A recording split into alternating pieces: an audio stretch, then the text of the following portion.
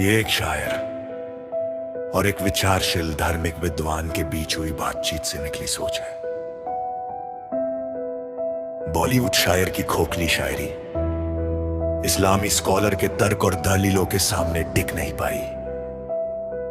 यह बहस तालियां बटोरने के लिए नहीं थी, लेकिन एक ऐसा शख्स उसमें आया जो बरसों से तालियों का आदी था। बॉलीवुड का मशहूर शायर जिसकी शायरी महफिलों में लॉजिकल सवालों को हंसी में उड़ा देती थी,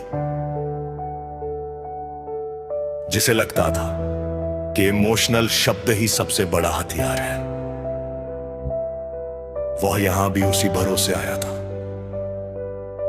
पर सामने कोई शोर नहीं था, कोई तंज नहीं था, कोई चालाकी नहीं थी।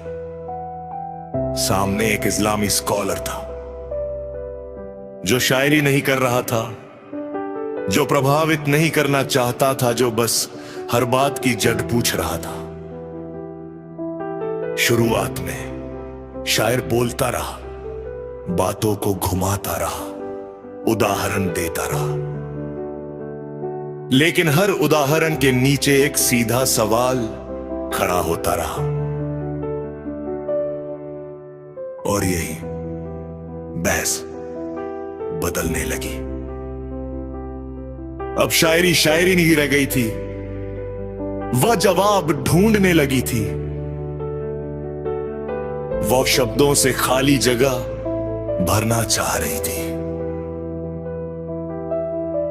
फिर वह पल आया जिसे बहस की भाषा में हार कहा जाता है। जिस शायर को अपने बारे में यह गुमान था कि वो तो शब्दों का जादूगर है, उसे वक्त उसका ये भरम चकनाचूर कर चुका था जब कहा गया, जनाब ये शब्द मुझे समझ नहीं आ रहे, इसे जरा आसान कर दीजिए। यही वह लम्हा था जहां घमंड खुद को उजागर कर देता है, क्योंकि जो आदमी अब तक सिखाने का दावा कर रहा था, नुआब समझने की गुजारिश कर रहा था। यह हार किसी नाम की नहीं थी। यह हार उस खोखली शायरी की थी जो बिना तर्क के बहुत दूर तक चलती रही थी।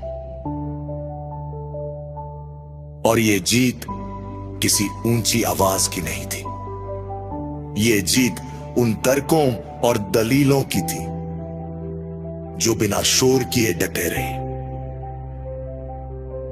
उस दिन कोई चिल्लाया नहीं, लेकिन सबको समझ आ गया। इमोशनल शब्द तब तक ही चलते हैं जब तक उनके पीछे सच खड़ा हो। ऐसी कीमती बातें और सुनने के लिए YouTube पर या सर्च करें @शौकीन 369। अच्छी बातें दूसरों के साथ भी शेयर करें।